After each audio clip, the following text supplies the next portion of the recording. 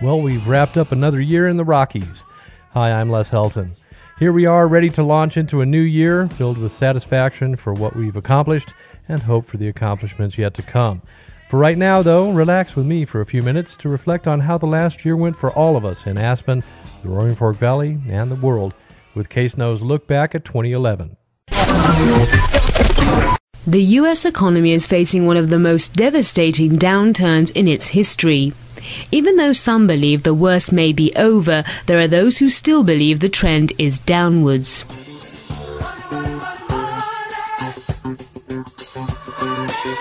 We couldn't get through one day in 2011 without hearing about the economy, and that's a bad sign. Well, okay, maybe you didn't hear about our economic woes every day, but we all certainly heard more bad news than anyone wanted. What's your outlook for 2011? You're painting a fairly big doomsday scenario by these notes. I mean, everything in here except for the world coming to an end. The dollar closed out the year very, very weak. I think that continues in 2011.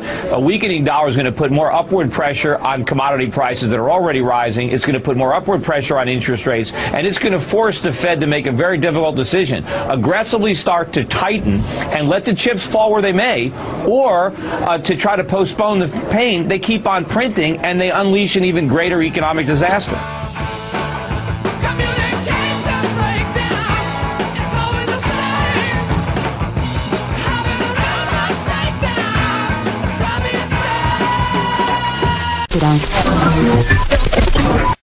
And now here she comes. Quite a job getting all those yards of silk. What a dream she looks. What a dream she looks. The world at large turned out to watch the greatest marriage of the century, at least so far. Prince William, son of Princess Diana, married Kate Middleton, the kind of thing every girl dreams about, and the wedding itself was the stuff of dreams. And there she goes, up the steps.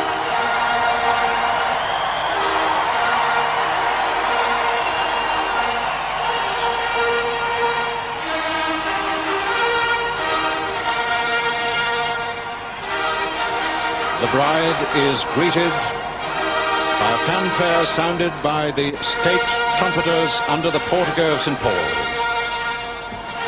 She takes her father's arm, and Earl Spencer, who was so seriously ill so recently, had a very serious cerebral hemorrhage, but who with great courage faces this day, not just with courage, but with relish and with enjoyment, facing the long walk all through this cathedral.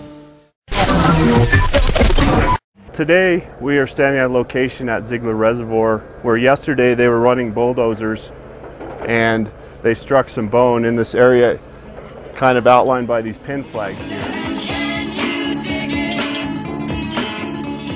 The big news in our neighborhood this year was the discovery of a whole menagerie of prehistoric bones at Ziegler Reservoir in Snowmass Village. When the news broke, the valley's collective eyebrows went up and up and up as more and more fossils were uncovered. Mammoths, mastodons, giant sloths, and more showed up in the mix, and eventually it became evident that the find was nothing less than scientifically significant. At the Denver Museum of Nature and Science, researchers carefully clean a treasure trove of bones from Ice Age animals. Ian Miller is the museum's curator of paleontology. We have mammoths and mastodons, a giant ground sloth, Ice Age bison, deer, beavers, and a tiger salamander. More than 600 Ice Age bones have been recovered. They come from an ancient lake bed near Colorado's Snowmass Ski Resort. It all started late last year when a construction crew was expanding a local reservoir. They saw some ribs pop up over the big blade of the D6 bulldozer. And they knew right away that they had something different. It didn't look like a cow, but they didn't know what it was. And so they picked it up and they took it home, and on the internet that night they looked up what a mammoth looked like, and the next day they called us. While the big machines did crack some of the bones, Miller says it's so exciting to have found this site, he's not that upset. You've got to dig to find the fossils, and if you don't go out there and dig, you're not going to find anything. These Ice Age fossils are 50 to 150,000 years old. The National Geographic Channel will air a special show about Snowmass Village on February 1st.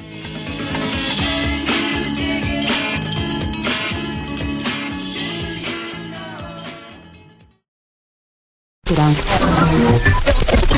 and there's the double. Nikki putting it down into the backside rodeo. My goodness gracious, what about that run? And that is why he is the man. Because under pressure and lack of speed, he gets it done. Winter X Games 15 were held from January 26th to January 30th at Buttermilk Mountain. There were some nail-biters. First, Shaun White failed to qualify for the slopestyle finals. Then White landed near the flat bottom on the third-to-last hit of his first run and struggled through the final two hits of his run with diminished speed. But anyone who thought that maybe this wouldn't be White's year to shine needed to think again. His second run began with a backside air nearly 20 feet out of the pipe, and he built on it from there with a double cork stalefish 1080 to cab double cork 1080 to front stalefish 5 to double McTwist 1260 to backside alley-oop rodeo.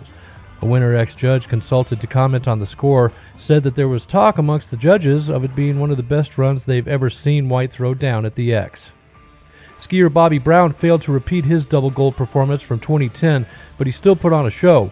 Skiing with an injured left hip and back through a lot of pain, Brown finished just off the podium in fourth in slopestyle. In Big Air, the event in which he scored the first perfect 100 last year, Brown took second with a left double cork 1260 mute grab and a switch double misty 1440 mute grab. Neither trick was new, but both were good enough for silver. It seems every year someone is attempting to repeat at Winter X. This year was no different. Snowboarder X queen Lindsay Jacobellis lined up to attempt her fourth gold in a row and her seventh overall. The reigning world champion grabbed the whole shot and never trailed in a final she won by more than a second.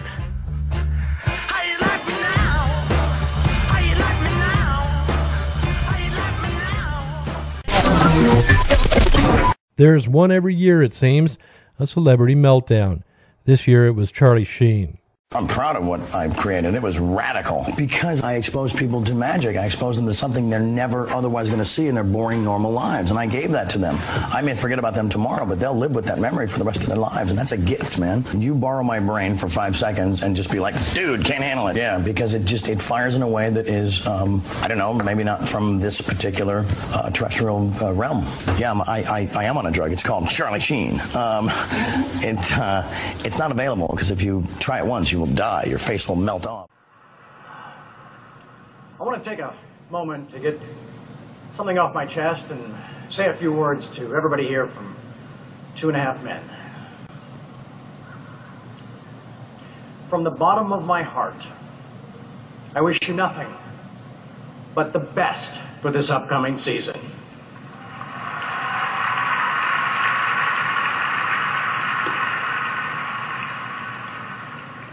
We spent 8 wonderful years together, and I know you will continue to make great television.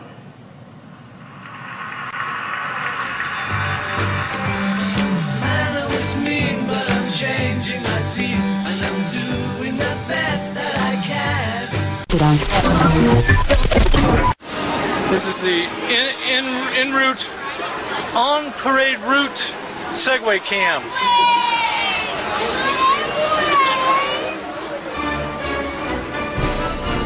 KSNO took to segways again for the 4th of July parade through downtown Aspen. Over the years, the sound's entries have included segways, bands on flatbeds, the stretch limo float remote, broadcasting live from the parade route, and a lot more. It's always a blast. The Aspen 4th of July parade is becoming more legendary every year, and we're all looking forward to the next one, and the one after that.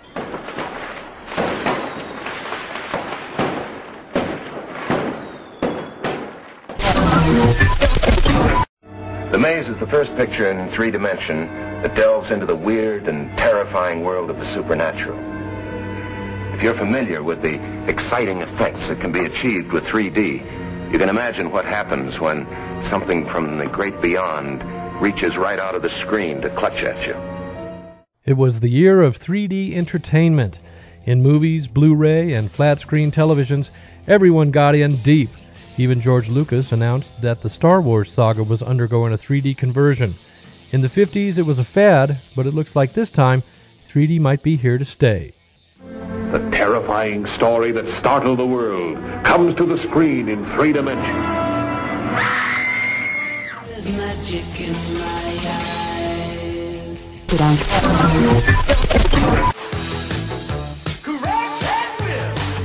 The Belly Up in Aspen keeps bringing big-name acts to town, and last summer the downtown night spot was on the map for spuds across the valley. Devo did a memorable show, covering a good part of their catalog, throwing energy domes to the crowd, and even ripping off their radiation suits and tossing them to stage-side fans. Are we not men? We are Devo. Are we not men? DVO. There are lots of great shows still on the way at Belly Up. For instance, how about the current New Year's Eve bash with Jane's Addiction? If you think it's your time, let's step to the line and bring on your wrecking ball. Bring on your wrecking ball. There were architectural casualties this year. Bad Billy's, known to longtime locals as the old Cooper Street Pier, succumbed to the bulldozers, as did the Weinerstube, and both losses stung. Bentley's at the Wheeler didn't get plowed under, but the restaurant did shut down, another sad closure for many. But when Annie's came under fire, the locals had had enough, mounting a grassroots movement to save the building.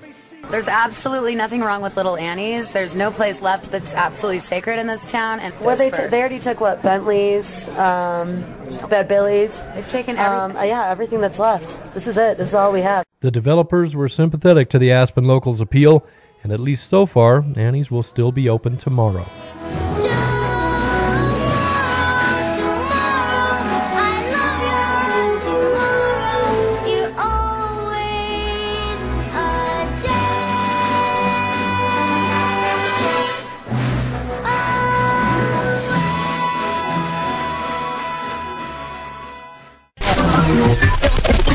On May 1st, President Barack Obama made this announcement.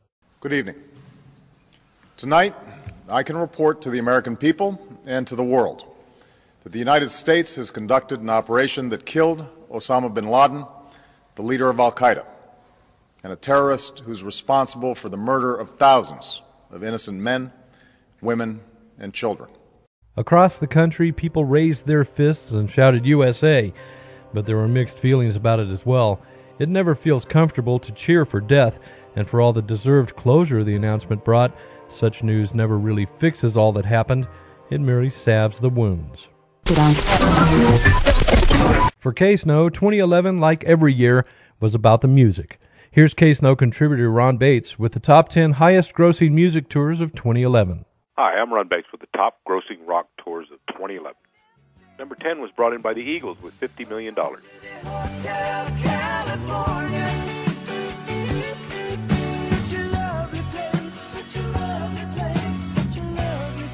Michael Bublé nailed number 9. It's a new day, it's a new life for me, and I'm feeling good. The number 8 spot was handled by Lady Gaga.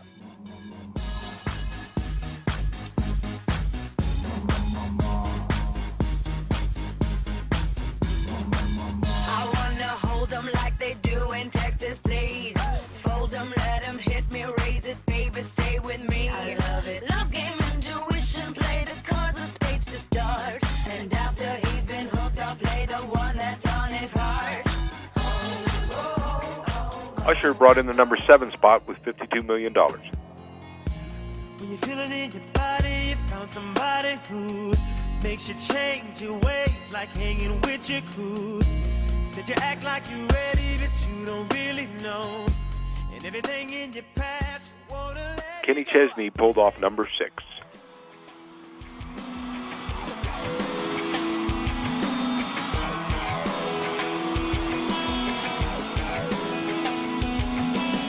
Summertime is finally here. That old ballpark man is back in gear out on 49. Man, I can see the lights. Taylor Swift got the number 5 spot. Wake up and find that what you're looking for has been here the whole time. If you could see that I'm the one who understands you, been here all along. Number 4 was Roger Waters. School.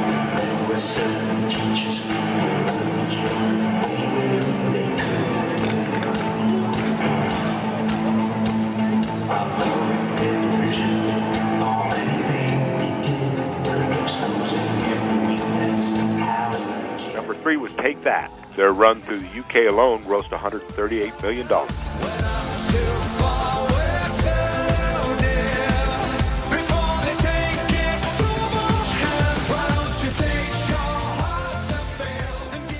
Bon Jovi scored the number 2 spot.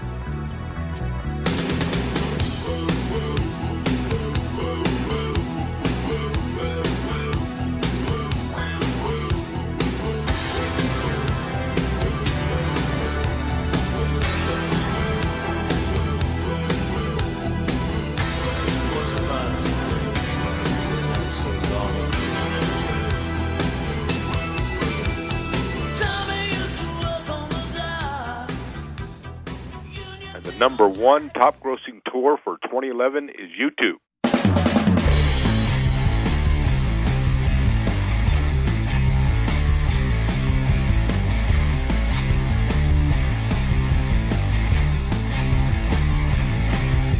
The future needs a big kiss, winds blow with a twist. Never seen a move like this, can you see it too? Night is falling everywhere, rockets hit the fun fair. Satan loves a bomb scare, but it won't scare you. Sexy boots, get on your boots, yeah.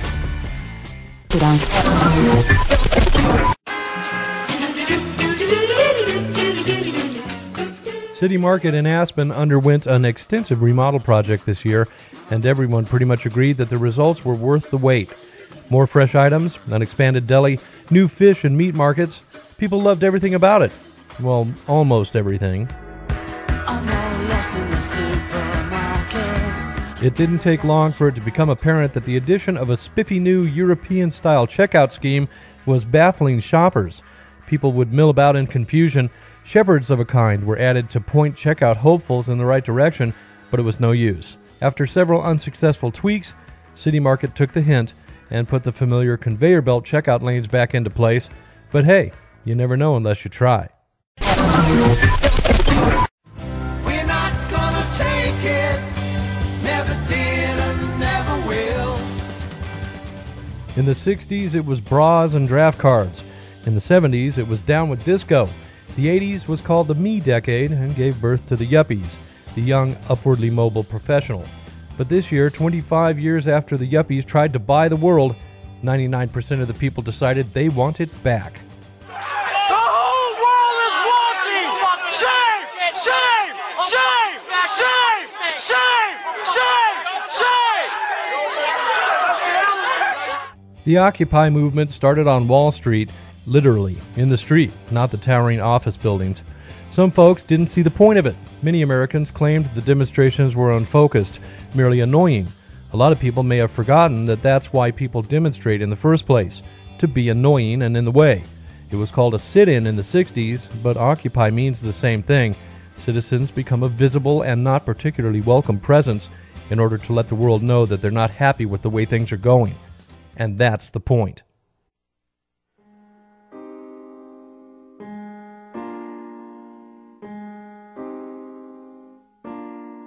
Every year we say goodbye to some people that touched our lives, with their music, their talent, their thoughts and opinions. This year is no different. We'd like to pause for a moment to think about a few of the people that passed away this year. Elizabeth Taylor. On March 23rd, Elizabeth Taylor passed on. As one of the world's most famous film stars, Taylor was recognized for her acting ability and her particularly glamorous lifestyle. From her early years as a child star with MGM, she became one of the great screen actresses of Hollywood's golden age. From the mid-1980s, Taylor championed HIV and AIDS programs and co-founded the American Foundation for AIDS Research in 1985, as well as the Elizabeth Taylor AIDS Foundation in 1993. She received the Presidential Citizens Medal, the Legion of Honor, the Jean Hersholt Humanitarian Award, and a Life Achievement Award from the American Film Institute. I don't really know how to express my gratitude for this and for everything. I guess all I can do is say thank you. Thank you with all my heart. Ooh, yeah, yeah. Phoebe Snow left us on April 26th. She was a singer, songwriter, and guitarist, described by the New York Times as a contralto grounded in a bluesy growl and capable of sweeping over 4 octaves. The 1983 Rolling Stone record guide said of Snow, "She's one of the most gifted voices of her generation. Phoebe Snow can do just about anything stylistically as well as technically."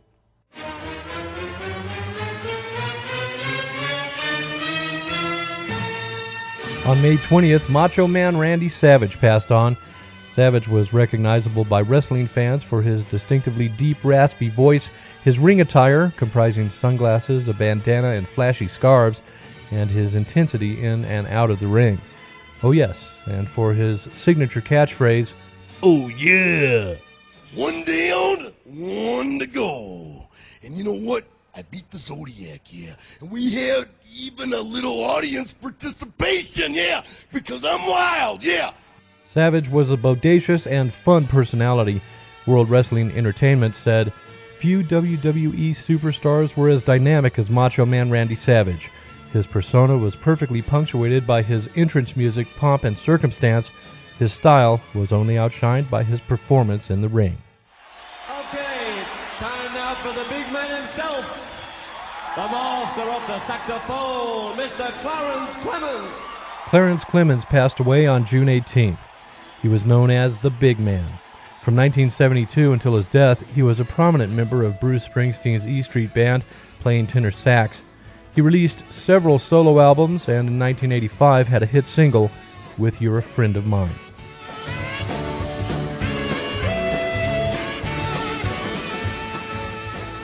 Amy Winehouse left us on July 23rd. Winehouse's 2003 debut album, Frank, was critically successful in the UK and was nominated for the Mercury Prize. Her 2006 follow-up album, Back to Black, led to 6 Grammy Award nominations and 5 wins, tying what was then the record for the most wins by a female artist in a single night.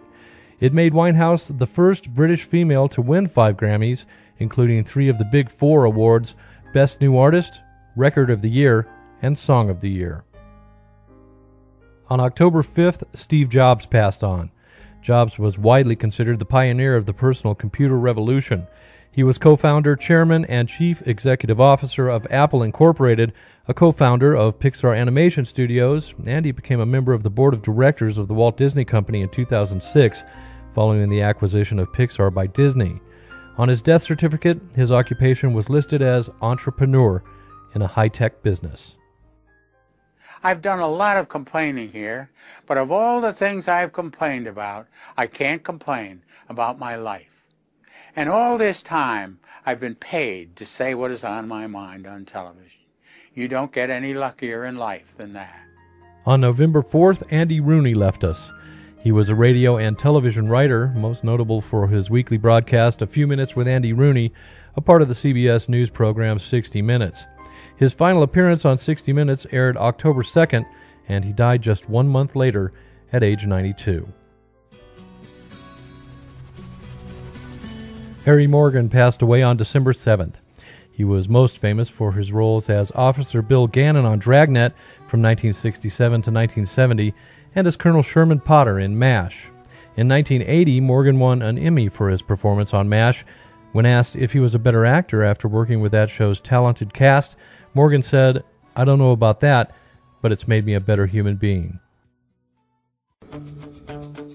Well, that wraps up our look back at 2011 here on KSNO. All in all, it wasn't a bad year. I tend to think there's no such thing as a bad year when we're here at the end of it looking forward together. I'm Les Helton. Good night.